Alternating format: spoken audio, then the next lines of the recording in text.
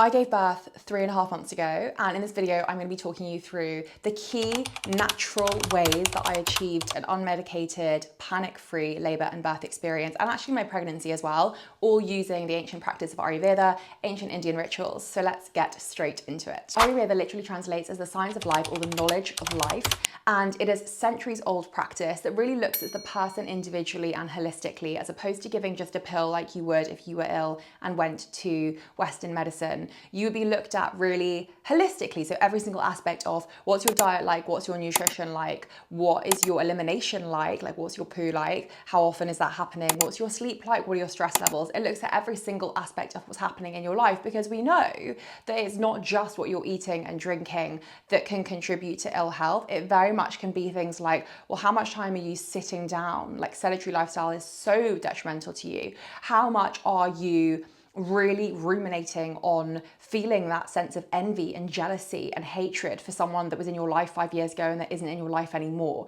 So all these other things that come into play, and it's a really beautiful practice. And I loved that it doesn't really think things are good or bad. It really looks at everything in moderation, and most importantly, looking at prevention as opposed to just cure. So Ayurveda believes there are 7 different stages of disease, and you want to try and catch it at the first few stages when your body's crying out to you. And I think a really important thing about being pregnant or going through labor and birth is that your body is communicating with you. So there is a communication system that is happening, not just within yourself, but also your baby to you. And I think so many people forget that. They think that they go through labor and birth on their own. And one thing for me is I had a really strong communication going the entire time in my mind to my baby.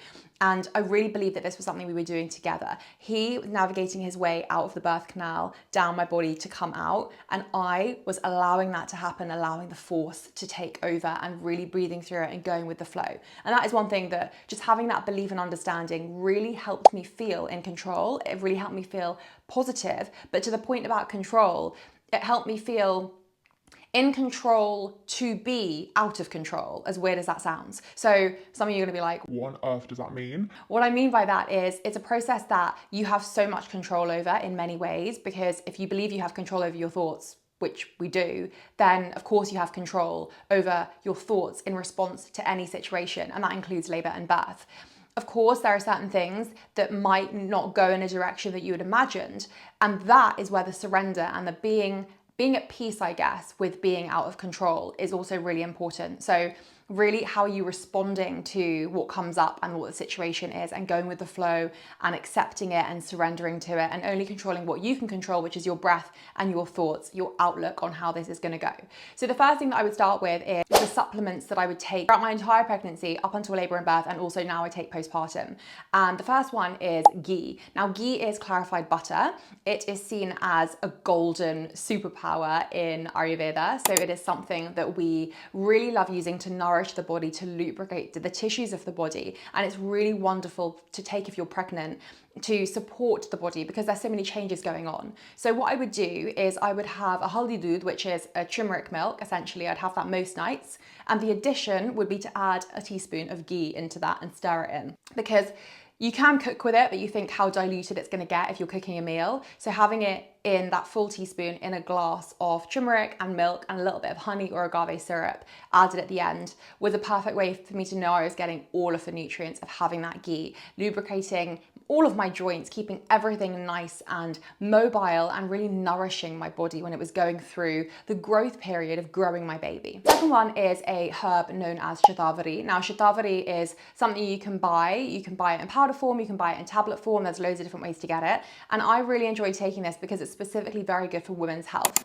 So it's really good for fertility. I actually took it throughout the entire year in the lead up to when I wanted to start having kids, and I got pregnant in the first month. So we started trying in the August. We were pregnant by the end of that month. I didn't have my period in August, basically. And I found out I was pregnant early September, when I was actually 6 weeks pregnant. And that sounds really weird to find out you're pregnant when you're 6 weeks pregnant, because you're like, wait, I'm halfway through my first trimester and I had absolutely no idea. I did kind of have an idea the week before, but because my menstrual cycle was quite long, and also it had been quite irregular that year because of stress related to work and burnout, that's one of the reasons why I'd taken the Shavari regularly in liquid form in the lead up. And then during my pregnancy, I continued to take it, and I still take it again in liquid form. So anything to do with fertility, women's health, I would always recommend people speak to an Ayurvedic consultant. So email me if you want to chat to me and have a one-on-one consultation, because I'm not here to diagnose you if you're watching this video. I don't know you.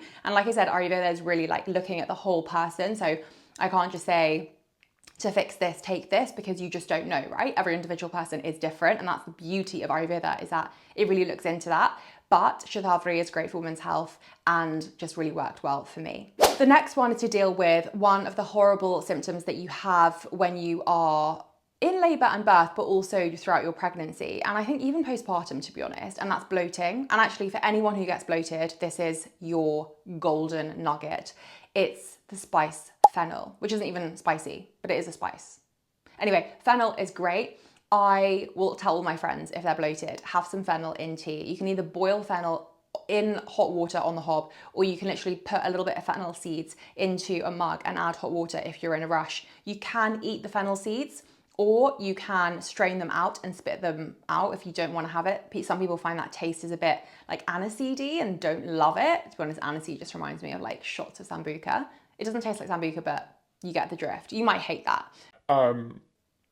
Anyway, have your fennel tea. That is so, so good for bloating, and that really helped me in the lead up, because the thing is your digestion is affected always, and especially when you have a growing bump, all your other organs in your body move while you are pregnant in order to facilitate your growing bump, the amniotic sac, the placenta, like everything in your body makes a compromise in order to really cherish and nourish this life that you're bringing in, which is so beautiful. But it also means that sometimes your digestion can be impacted, and that's not fun for anyone. So I would really recommend a fennel tea, or something like, even you could have fennel, coriander and cumin. That's another really great mix of those in equal ratio, so 1 part of each, in hot water. And it's just a really soothing drink, but it also really helps with de-bloating. And to be honest, you want to be going into birth and labor feeling your most empowered. You don't want to feel sluggish. You want to feel energized. And in order to feel energized, your digestion is a really big part of that. So getting that down and making sure you're nourishing that, in Ayurveda we call it the Agni, the digestive fire, is such an important part of going into that process feeling positive, confident and energized and ready to step into your power to give birth, because so much panic around that, and there really doesn't need to be. It's such an incredible thing that your body was designed to do, and you're absolutely able to do. This next one I found was really, really helpful for making me feel really confident in my body changing shape while I was pregnant and also postpartum. And that is the Ayurvedic practice of Abunga. I speak about that on my channel. I have a whole video about Abunga and what it is, but essentially self-massage. Now, I was pregnant from August through till April, so I very easily could have just lived in slouchy jumpers and just hidden my body and not seen it change, but I really wanted to watch my body change. And so every single day I would massage my whole body. Now, if I didn't have time to massage my whole body, I would focus on my boobs and my bump. So I was really looking at that change, but also I was feeling it. And I really believe this made a difference to how I was the whole of my pregnancy, but also when I was in birth, because like I mentioned earlier, I really had this communication system with me and baby. And I really believe that's because throughout the whole pregnancy, my hands had been on my bump, where my baby is. I was moving my hands around, connecting with my baby, speaking to my baby a lot. And all of that helped with a better bond and a better connection. So I never felt alone during my pregnancy. And when I was in labor and giving birth, I never felt alone. To be honest, I did the majority of my labor, me, my baby, and my husband. We also had a doula, but I'll talk about that separately because I would never get a doula again. So there's a whole story behind that. But we only had a midwife for the last 3 hours because I chose to have a very hands-off labor. I just wanted it to be us. I didn't really want medical intervention unless there was a need for medical intervention. There wasn't a need for medical intervention, but we did eventually go into our birth center. I am going to film a birth story, so I'll go into that in more detail. But most of it, I did it on my own. And the 5th thing in this list is one of the biggest reasons that I did it panic-free and unmedicated. And that leads us to number 5, which is the comb. Now this is an odd one, but basically there is a mama point, like an acupressure point in your wrist. And so if you press something here and you hold it like that, which is kind of the shape of a comb, and the ends of the comb press into this point, then that relieves pain. This is all like an acupressure, mama point, energy points on our hands, like that's all true. And so you can buy these like birth combs. And I was like, I'm not gonna buy a birth comb, but I don't have a comb. But what I did have was an Ayurvedic bronze comb, which I know sounds so bougie, but it was a bronze comb that is essentially used for scalp massage. And so I would use it to massage my scalp. And it was perfect because you know those plastic combs, firstly, they're cheap and I didn't really want to hold plastic, but also they're quite sharp with the prongs. They're quite sharp and dig in. This is perfect because the bronze felt really cooling, because bronze is, the metal feels cool on you, which was really lovely in labor, but also it really reduced that pain.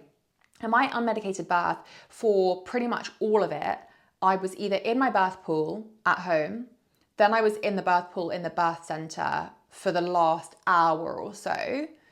And I had a TENS machine, which you can't have the TENS machine when you're in the pool. So when I was not in water, I had a TENS machine on me. It releases like a tingling feeling to your back, and that kind of distracts you from the intensity and the power of a surge or contraction, whatever word you want to call it. I wasn't in the water, I was using the TENS machine, but when I was in the water and when I was not in the water, my constant was my comb. So it was this bronze comb, and I held it in my hand, and then every single time I had an intense surge or contraction, I would press on it really hard so it would indent. I didn't have any marks or anything on me, but that's what I would use. That really helped me not go down the route of wanting pain relief like an epidural. I never wanted to have that anyway. There are so many stories and studies that show how when you have an epidural, you're more likely for more intervention to happen. So an epidural very, very often leads to an episiotomy, very often leads to lengthened labor, very often leads to an emergency or an unplanned cesarean. And I just didn't want to go down that route. And I must be really clear and say that this is absolutely not in judgment to anyone. You do pregnancy and labor and birth the way that you want to do it. This was the way I wanted to do it, and I'm really fortunate that it went in that direction. It went in the way that I wanted it to go.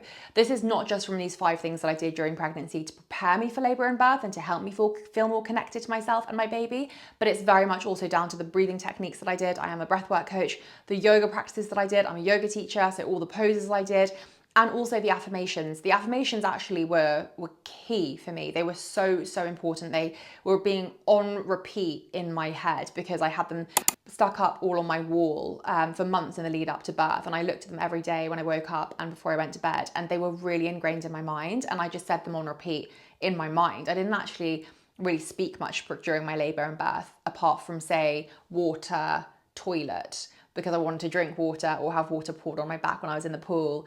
And then I wanted to sit on the toilet in a dark room because that's where I felt more safe when I was having my most intense surges, which is very, very funny because a lot of mammals, when they are in labor or they're giving birth, they will go into a small corner and a dark space to feel the most safe, to feel that oxytocin boost when it is dark. So there's a direct correlation between your oxytocin levels and your melatonin levels. And that's why a lot of people tend to go into labor at nighttime, because it's kind of the optimal time for safety and for feeling like this is a safe place to birth rather than it being in a really brightly lit place. But yes, I have videos on exact affirmations I did and also the breathing technique, so I will link them here so you can have a look at them. If you really enjoyed this video, you should definitely check this one out, which talks a lot more about my journey. And if you have any questions, let me know. I'd also love to hear whether you used Ayurveda throughout your pregnancy and labor and birth, and if you did, what did you use and what did you find useful? Share it in the comments so that people can chat and also learn from you. Thank you so much again for being here. Make sure you subscribe if you found this useful. I'll see you again very soon. Bye.